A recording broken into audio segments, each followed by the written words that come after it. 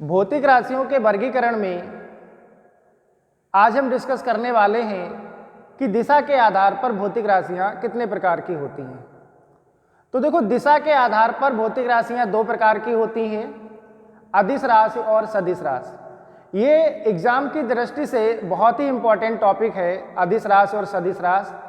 तो आज की क्लास में हम देखेंगे कि अदिश राशि और सदिश राशियां क्या होती हैं और इनके एग्जाम्पल्स को हम विद ट्रिक के साथ सीखेंगे, क्योंकि यहाँ पर जो क्वेश्चन बनता है वो अदिश और सदिश राशि के एग्जाम्पल से ही पूछा जाता है। तो ये बहुत ही इम्पॉर्टेंट टॉपिक है। तो देखो, सबसे पहले देखते हैं कि दिशा के आधार पर भौतिक राशियाँ कितने प्रकार की होती हैं। तो आप ध्यान रखिएगा कि दिशा के आधार पर भौतिक राशियाँ दो प्रकार की होती हैं। दिशा के आधार पर भौतिक राशियाँ दो प्रकार की होती हैं, अदिश राशि और सदिश राशि। अब देखो, अदिश राशि क्या होती हैं, तो आप सिंपल ध्यान रखिएगा कि वे सभी राशियां या वे सभी भौतिक राशियां जिनमें केवल परिमाण हो और दिशा ना हो, यानी कि वे भौतिक राशियां जिन्हें व्यक्त करने के लिए केवल परिमाण की आवश्यकता होती है, दिशा की आवश्यकता नहीं होती है, क्या कहलाती हैं? अदिश राशियां कहलाती हैं। अगर हम बात करें सदिश राशियां क्या होती हैं तो आप ध्यान रखिएगा कि जिसमें परिमाण के साथ साथ दिशा की भी आवश्यकता होती है, क्या कहलाती हैं? सदिश राशियां कहलाती हैं। अब देखो, इसको एक एग्जाम्पल से समझेंगे। जैसे अभी हमने आपको बताया कि अदिश राशियां क्या होती हैं, यानी कि वे भौतिक राशियां जिन्हें व्यक्त करने के लिए केवल परिमाण की आवश्यकता होती है, दिशा की नहीं। तो देखो, अगर हम इसको समझना चाहें तो अगर मैं आपको एक एग्जाम्पल दूं कि कोई व्यक्ति 5 किलोमीटर की दूरी तय करता है। हमने क्या कहा कि कोई व्यक्ति या एक व्यक्ति 5 किलोमीटर की दूरी तय करता है। तो देखो, यहाँ पर 5 क्या है? 5 उसकी माप को रिप्रेजेंट कर रहा है, यानी कि परिमाण को रिप्रेजेंट कर रहा है, और किलोमीटर ये दर्शा रहा है कि उसका मात्रक किस में है? किलोमीटर में है। तो देखो, यहाँ पर क्या है? दिशा नहीं है। आपने क्या कहा कि एक व्यक्ति 5 किलोमीटर की दूरी तय करता है। तो इसमें 5 क्या है? उसकी माप को रिप्रेजेंट कर रहा है, परिमाण को रिप्रेजेंट कर रहा है, और किलोमीटर उसके मात्रक को रिप्रेजेंट कर रहा है, यानी कि यहाँ पर किसी भी प्रकार की दिशा की बात नहीं हो रही है। तो इसका मतलब ये है कि अगर कोई व्यक्ति 5 किलोमीटर चल रहा है या दूरी तय कर रहा है, तो ये क्या है? एक दूरी है। और दूरी कैसी राशि होती है? अदिश राशि होती है। अब अगर हम सदिश की बात करें तो सदिश में हमने आपको क्या बताया कि जिसमें परिमाण के साथ दिशा भी हो, यानी कि वे भौतिक राशियां जिन्हें व्यक्त करने के लिए परिमाण और दिशा दोनों की आवश्यकता होती है, सदिश राशियां कहलाती हैं। जैसे अगर हम इसी एग्जाम्पल से समझना चाहें तो आप मान लीजिएगा कि कोई व्यक्ति 5 किलोमीटर की दूरी पूरब दिशा में तय करता है। आपने क्या कहा कि एक व्यक्ति 5 किलोमीटर की दूरी पूरब दिशा में तय करता है। अब देखो, 5 क्या है? अभी हमने आपको बताया था, माप है, परिमाण है, और किस दिशा में तय कर रहा है? पूरब की दिशा में तय कर रहा है। तो ये दूरी नहीं होगी, ये क्या होगा? विस्थापन होगा। यानी कि एक व्यक्ति 5 किलोमीटर की दूरी पूरब दिशा में तय करता है, तो 5 इसका माप हो गया, परिमाण हो गया, और दिशा क्या है? पूरब की दिशा में। तो ये दूरी नहीं होगी, ये क्या होगा? विस्थापन होगा। तो विस्थापन कैसी राशि होती है? सदिश राशि होती है। तो देखो, इसकी हमने डेफिनेशन यहाँ पर मेंशन कर रखी है। सबसे पहले देखिएगा कि अदिश राशियाँ क्या होती हैं। तो यहाँ पर हमने लिखा है कि वे भौतिक राशियाँ जिन्हें व्यक्त करने के लिए केवल परिमाण की आवश्यकता होती है, दिशा की नहीं, क्या कहलाती हैं? अदिश राशियाँ कहलाती हैं। फिर उसके बाद हम इसके एग्जाम्पल के बारे में डिस्कस करेंगे। तो देखो, सदिश राशि में क्या होगा? सदिश राशि की डेफिनेशन क्या है कि वे भौतिक राशियां जिन्हें व्यक्त करने के लिए परिमाण व दिशा दोनों की आवश्यकता होती है, सदिश राशि कहलाती हैं। लेकिन आप ध्यान रखिएगा, ये इसकी कंप्लीट डेफिनेशन नहीं है।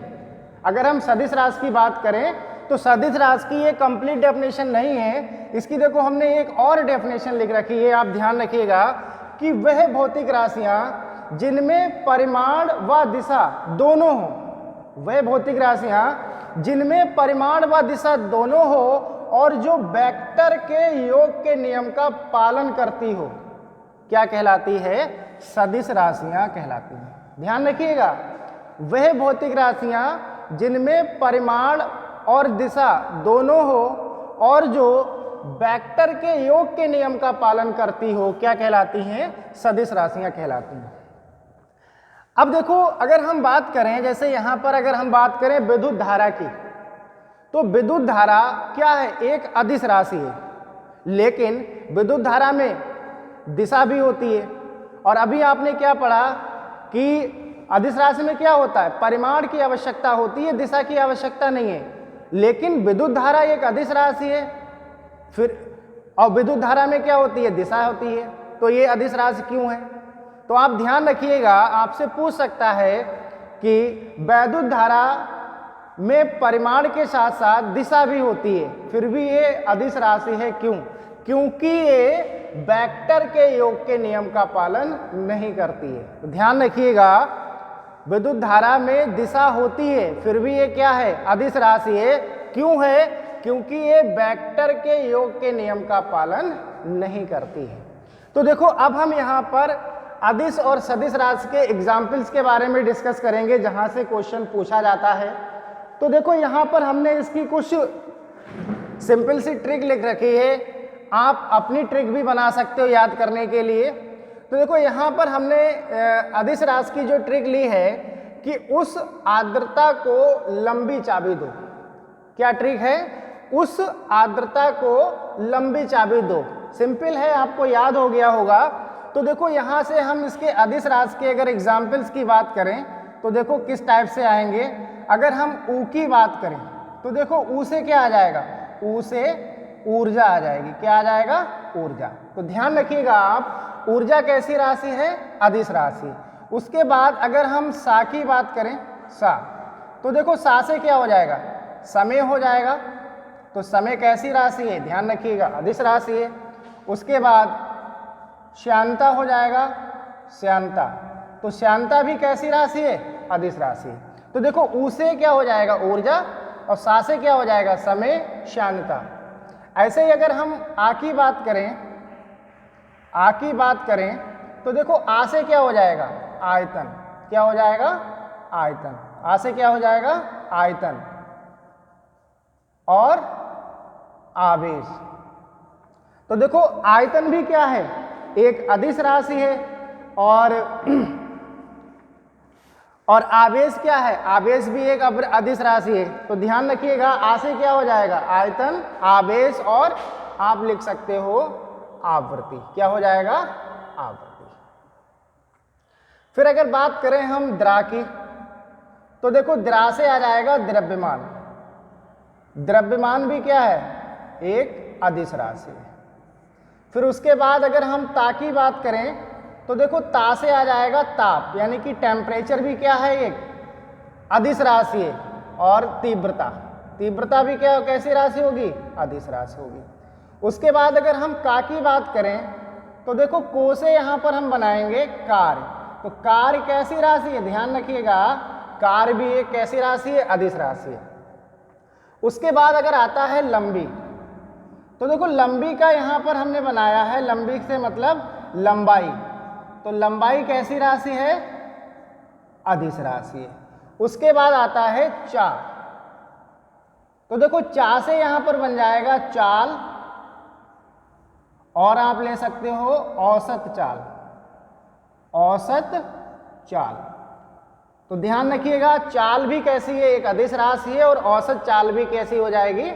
अदिश राशि हो जाएगी। फिर उसके बाद यहां पर अगर हम बी की बात करें तो देखो, बी से कई एग्जाम्पल्स बन जाएंगे। आप ध्यान रखिएगा, अभी हमने आपको बताया था विद्युत धारा।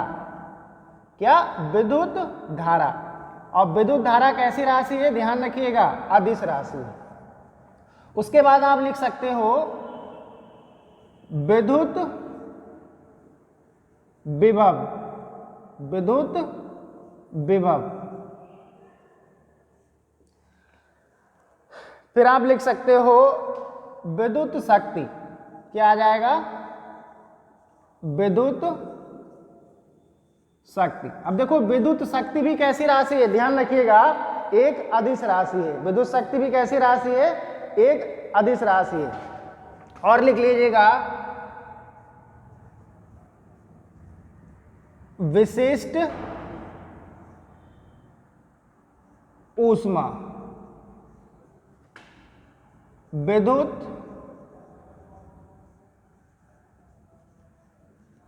प्रतिरोध।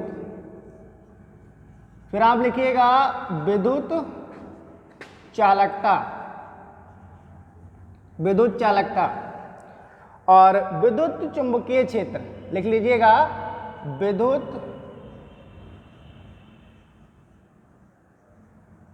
चुंबकीय क्षेत्र। तो देखो विद्युत चुंबकीय क्षेत्र भी क्या है? एक अदिश राशि है। तो देखो इस टाइप से हम बहुत से एग्जाम्पल्स बना सकते हैं।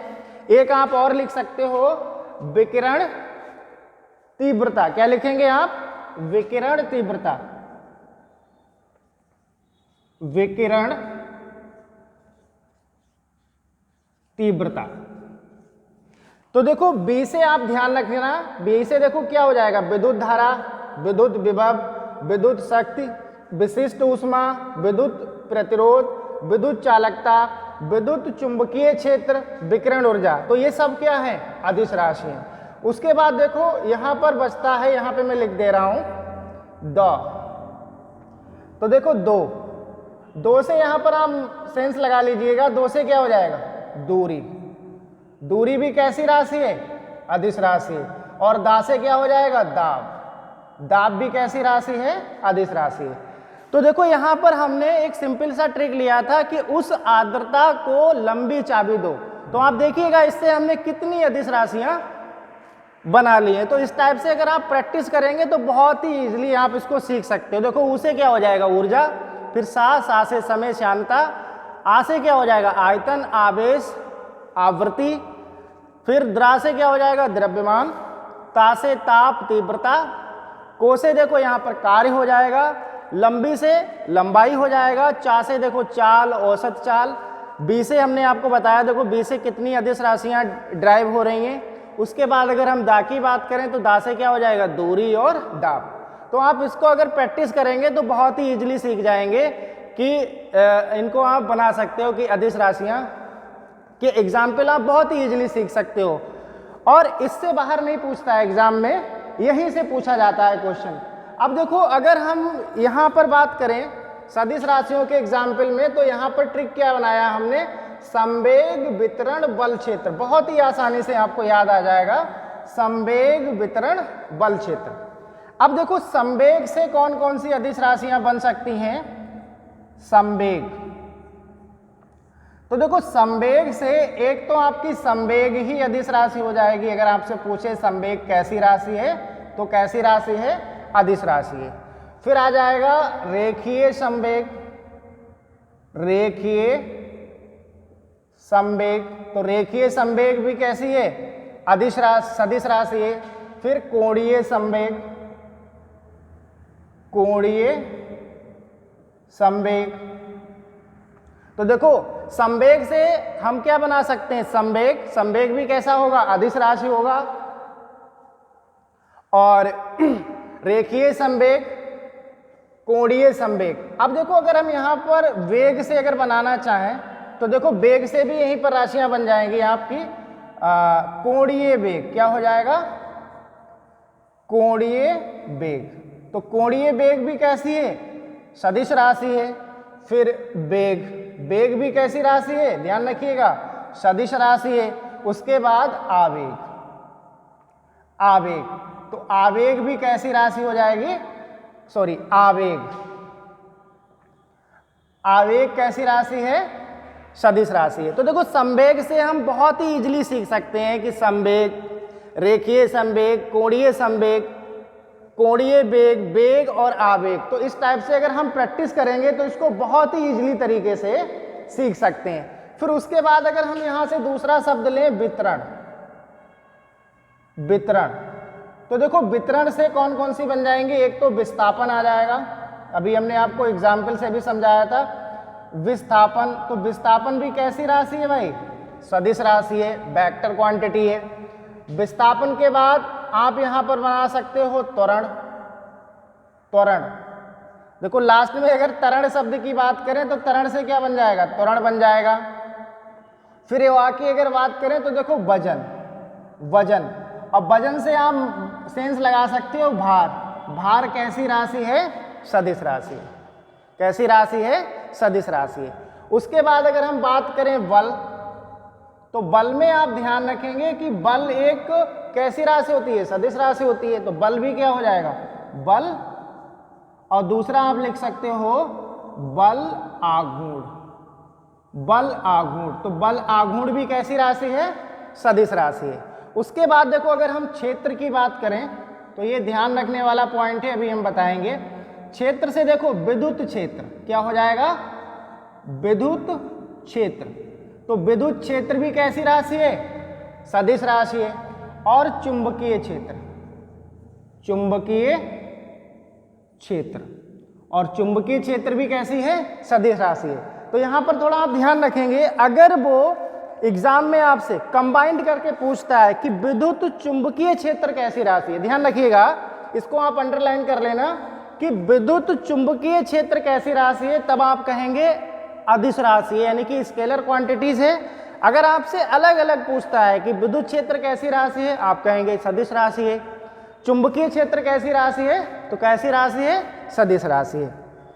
तो देखो यहां पर हमने बहुत ही सिंपल तरीके से, अगर आप ट्रिक से अगर आप प्रैक्टिस करेंगे तो बहुत ही इजीली आप अदिश राशियों के एग्जाम्पल और सदिश राशियों के एग्जाम्पल्स आप बना सकते हो। और आप एग्जाम में देखना लगभग इसी में से ही पूछे जाते हैं, हर बार जो क्वेश्चन आता है तो इसी में से ही पूछा जा सकता है, पूछा जाएगा। तो ये सभी एग्जाम्पल्स बहुत इंपॉर्टेंट हैं, आप प्रैक्टिस करिएगा। और अगर आपको कुछ समझ में नहीं आया है तो आप कमेंट करिए, ठीक है, मैं अगले लेक्चर में आपको दोबारा इस डिस्कस कर लूँगा, समझा दूँगा, ठीक है। और अगर आपको ये वीडियो कैसा लगा तो आप कमेंट करके ज़रूर बताइएगा, और ज़्यादा से ज़्यादा अपने फ्रेंडों में शेयर करिए, सब्सक्राइब करिए।